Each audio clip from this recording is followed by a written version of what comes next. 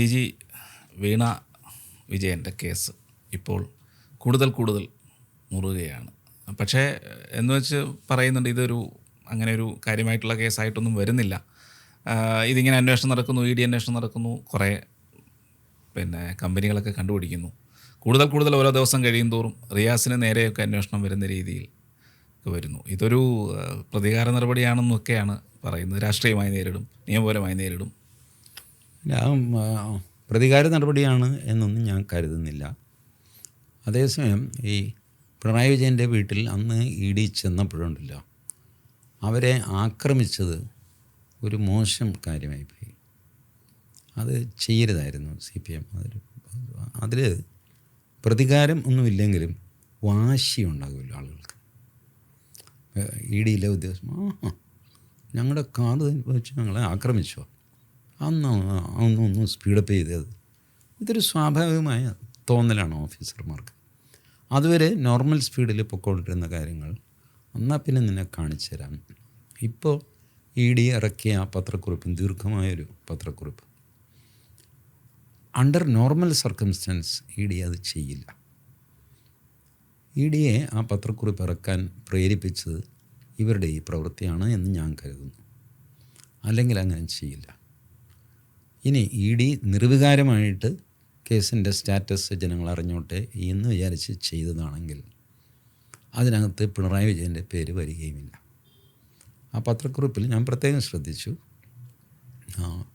വീണ തൈക്കണ്ടിയിൽ ബ്രാക്കറ്റിൽ daughter of former chief minister Shri Pinarayi Vijayan. ഇത് എഴുതേണ്ട കാര്യമുണ്ടോ? ഇല്ല, അങ്ങനെ എഴുതാറില്ല. സാധാരണ എഴുതാറില്ല.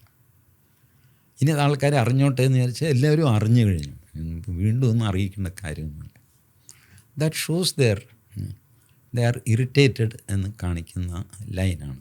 ഐ എം നോട്ട് വീണ ഇത് നിരപരാധിയാണ്, റിയാസ് നിരപരാധനാണ് എന്നൊന്നുമല്ല ഞാൻ പറയുന്നത്.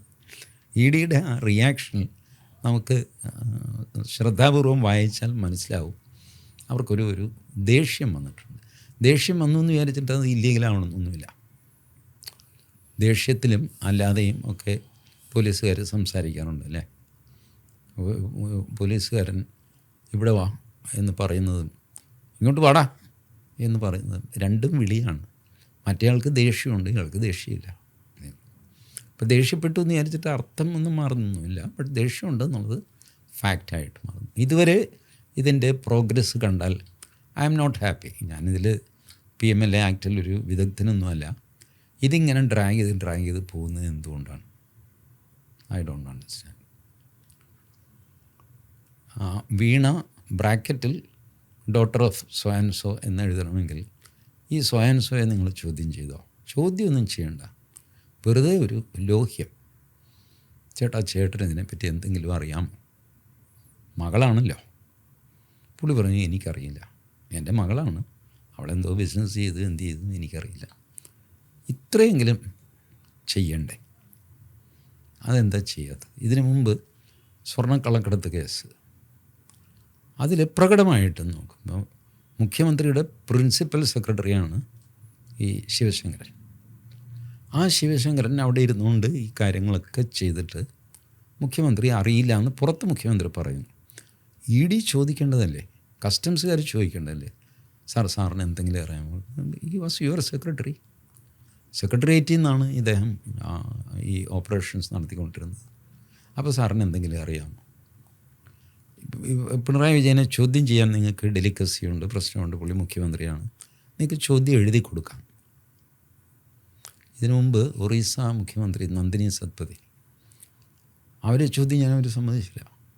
ആ ഫൈറ്റ് അവർ സുപ്രീം കോടതി പോയി. സുപ്രീം കോടതി പറഞ്ഞു ചോദ്യങ്ങൾ അവർക്ക് എഴുതി കൊടുക്ക്, അവരെഴുതി മറുപടി തരും. ആ പ്രസിഡൻസ് വെച്ചാണ് പിന്നീട് ജയലളിത അവരുടെ ഡിസ്പ്രപ്പോർഷനേറ്റ് അസറ്റ് കേസ് വന്നപ്പോൾ അവർ ഹാജരാവില്ല, ചോദ്യം ചെയ്യാൻ ഹാജരാവില്ല. ചീഫ് മിനിസ്റ്ററാണ്. 500 ചോദ്യങ്ങൾ ജയലളിതയ്ക്ക് കൊടുത്തു എഴുതി.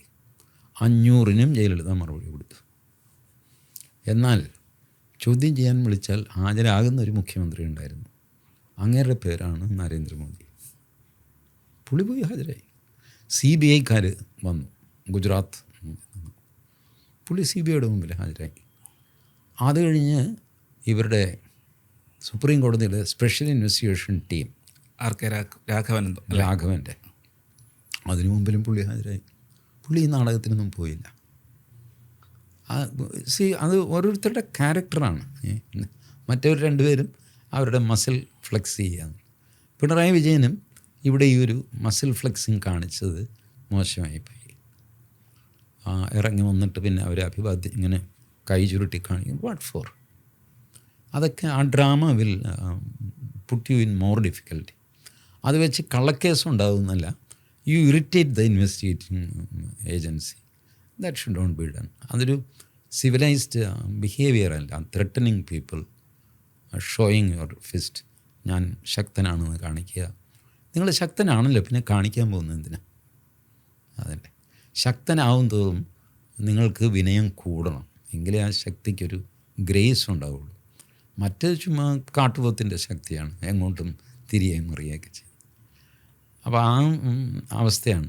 ബട്ട് ഇപ്പോഴും ഞാൻ ഈ ബഹളമൊക്കെ മുഹമ്മദ് റിയാസിൻ്റെ പേരൊക്കെ വരുമ്പോൾ പോലും I have serious doubts and complaints against E D.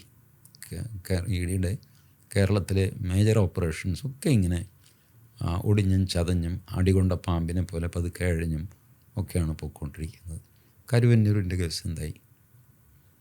എത്ര അന്വേഷിക്കണം? ഇതൊക്കെ ഓപ്പൺ ഷട്ട് കേസാണ് എൻ്റെ ദൃഷ്ടിയിൽ. പക്ഷേ അത് മുന്നോട്ട് പോയിട്ടില്ല. ആദ്യം കുറച്ച് പേർക്ക് പൈസ കൊടുത്തു എന്ന് പറഞ്ഞു, പിന്നെ എന്താരും നോക്കാനും ചോദിക്കാനുമില്ല, അതങ്ങനെ കിടക്കുന്നു. സ്വർണ്ണക്കള്ളക്കടത്ത് കേസ് അതങ്ങനെ കിടക്കുന്നു. അതിൽ പ്രോഗ്രസ് ഉണ്ടായിട്ടുണ്ട്, ഇല്ലെന്നല്ല. ബട്ട് ആ ഒരു സാറ്റിസ്ഫാക്ടറി പ്രോഗ്രസ് ആണോ എന്ന് ചോദിച്ചാൽ അല്ല താനും. അതിനുശേഷമാണ് ഇപ്പോൾ ഈ ന്യൂ ഇത് വീണയുടെ ഇത് വരുന്നത്. ഇത് പറഞ്ഞു വരുമ്പോൾ നേരത്തെ നമ്മൾ സംസാരിച്ചിട്ടുണ്ട്, ഒരു ലക്ഷങ്ങളുടെ അല്ലെങ്കിൽ വലിയ അഴിമതി കേസിലേക്ക് ഇത് പോകുന്നുണ്ടോ? എത്ര അങ്ങനെ ഒരു കേസുകൾ അതിനകത്ത് കാണുന്നില്ലല്ലോ.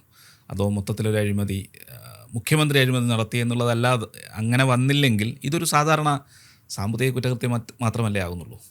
സാമ്പത്തിക കുറ്റകൃത്യമേ ആകുന്നുള്ളൂ. പക്ഷേ അത് വെളിപ്പെടുത്താൻ ശ്രമിച്ചിട്ടുണ്ടെങ്കിൽ, വെളുപ്പിക്കാൻ ശ്രമിച്ചിട്ടുണ്ടെങ്കിൽ അത് PMLA ആക്ടിൻ്റെ പരിധിയിൽ വരും. ഇപ്പോൾ ഒരു സാധാരണ മോഷണം, അത് മോഷണമാണ്, അതൊരു കുറ്റമാണ്. പക്ഷേ ആ മോഷണദ്രവ്യം നമ്മൾ മറ്റ് രീതിയിൽ നമ്മൾ സ്വയം അധ്വാനിച്ചുണ്ടാക്കിയതാണ് അല്ലെങ്കിൽ ബിസിനസ് നടത്തി ഉണ്ടാക്കിയതാണ് എന്ന് വരുത്താൻ ശ്രമിക്കുക. അതാണ് കള്ളപ്പണം വെളുപ്പിക്കാൻ ശ്രമിക്കുക. അപ്പോൾ അത് ഇ ഡിയുടെ PMLA ആക്ടിന് ഇതിൽ പോകും. അതല്ലെങ്കിൽ നമ്മൾ മോഷ്ടിച്ചു, അത് റിക്കവർ ചെയ്യും, മോഷണ കേസ് രജിസ്റ്റർ ചെയ്യും, അതിൻ്റെ ട്രയൽ നടക്കും, ഇത്രയേ ഉള്ളൂ. അപ്പോൾ ഇത്തരം കാര്യങ്ങളിലാണ് ഇ ഡി ഇടപെടുന്നത് അല്ലെങ്കിൽ ഇടപെടേണ്ടത്. അപ്പോൾ ഇതിലിപ്പോൾ എത്ര എമൗണ്ട് എന്നൊക്കെ ഉള്ളത് പലപ്പോഴും അപ്രസക്തമാണ്. ഇപ്പോൾ 80 lakhs അവർ ഗൾഫിലേക്ക് അയച്ചു, അങ്ങനെ ചെയ്തു എന്നൊക്കെ പറയും. 80 lakhs ഒരു ഇന്ത്യൻ കണ്ടീഷൻ നോക്കിക്കഴിഞ്ഞാൽ വലിയ തുകയൊന്നും അല്ല. പൊളിറ്റീഷ്യൻസ് നോക്കുമ്പോൾ എത്ര എമൗണ്ട്, എത്ര 80 lakhs, വേറെ പണിയില്ല ഇതിൻ്റെയൊക്കെ പിന്നാലെ പോകാൻ. കാരണം ഇ ഡി കേസുകളിൽ എമൗണ്ട് ഒരു 100 കോടി ആൻഡ് എബവ് ഒക്കെയാണ് ഇ ഡി കേസിലെ എമൗണ്ട്. 80 lakhs ഒന്നും വലിയ എമൗണ്ട് അല്ല അവർക്ക്. ബട്ട് സ്റ്റിൽ അവർ കയറി പിടിച്ച സ്ഥിതിക്ക് ഇനി ഇപ്പോൾ അവർക്കത് മുന്നോട്ട് കൊണ്ടുപോയേ പറ്റുള്ളൂ. അങ്ങനെയുണ്ടെങ്കിൽ പിണറായിയുടെ നേരെ അന്വേഷണം എത്തുമെന്നാണോ അല്ലെങ്കിൽ അന്വേഷിക്കണമെന്നാണോ? ഞാൻ പറയുന്നത് ഈ പിണറായിയുടെ നേരെ അന്വേഷണം വരിക എന്നൊക്കെയുള്ള ഭംഗിവാക്കൊന്നും വേണ്ടെന്ന്. പിണറായിയോട് ചോദ്യം ചോദിക്കുക സിമ്പിളായിട്ട്. സ്വർണ്ണക്കൊള്ള കേസിലും ഈ കേസിലും what is wrong in asking someone?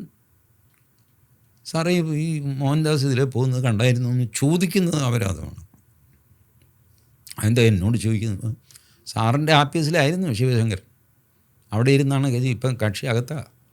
അപ്പോൾ സാറെന്തെങ്കിലും കേട്ടോ എന്ന് ചോദിക്കാമല്ലോ. ഏത് മണിച്ചിത്രത്താഴില്ല ചോദിക്കുന്നു, ചേട്ടൻ എന്തെങ്കിലും കണ്ടോ എന്ന് ചോദിക്കും. അപ്പോൾ അങ്ങനെ ഒന്നും ചോദിക്കാമല്ലോ. അതെന്താ ചോദിക്കുക എനിക്ക് മനസ്സിലാവണില്ല. എന്നിട്ട് വലിയ വലിയ കാര്യങ്ങൾ പറയുകയും ചെയ്യും. അതിലാണെങ്കിലും ഇതിലാണെങ്കിലും ഇപ്പോൾ എല്ലാവരും പബ്ലിക് ഡൊമൈനിൽ വന്നതല്ലേ. PV, RC, KK, IK എന്നൊക്കെ പറഞ്ഞിട്ട് അവർ കാശ് കൊടുത്ത് വിവരം എന്ത് ചെയ്തു? ഇത് ഡിഫെൻഡ് ചെയ്യാനൊക്കെ എനിക്കറിയാം. പണ്ട് ജെയിൻ നവാല കേസിൽ അദ്വാനിയുടെ LKA 35 എന്ന് എഴുതിയിരുന്നു. അതിന് വലിയ കോലാഹലമായി അദ്വാനി പാർലമെൻ്ററി ഇതിൽ നിന്ന് രാജിവെച്ചു. കേസ് CBI അന്വേഷിച്ചു. ഫൈനലി അതിൽ ഒന്നുമില്ല എന്ന് കണ്ടെത്തി. വെറുതെ ഒരാൾ LK എന്ന് എഴുതി കഴിഞ്ഞാൽ LK അദ്വാനിയാണ്, LK അറോറ ആകരുതോ, ഇങ്ങനെയൊക്കെയാണ്. പക്ഷേ ശരി, ഇവിടെയും അതുപോലെ അന്വേഷണം നടത്തിയിട്ട് PV എന്നാൽ പിണറായി വിജയനല്ല എന്ന് ഏജൻസി പറയണം. അല്ലാതെ പിണറായി വിജയൻ കയറിയിട്ട് ആ PV ഞാനല്ല എന്ന് പറഞ്ഞു കഴിഞ്ഞാൽ എങ്ങനെ? അപ്പോൾ അത് ടു ഓബ്വിയസ് ആയിട്ടുള്ള ഒരുപാട് കാര്യങ്ങൾ ചെയ്യാതെ കിടക്കുന്നുണ്ട് ഈ കേസുകളിൽ. മാധ്യമങ്ങൾക്ക് ഇപ്പം 19 കോടി രൂപ മറ്റുമാണ് മാധ്യമങ്ങൾ CMRൽ കടത്താൻ. അത് ആരും ചർച്ച ചെയ്യുന്നില്ല ഒരിടത്തും.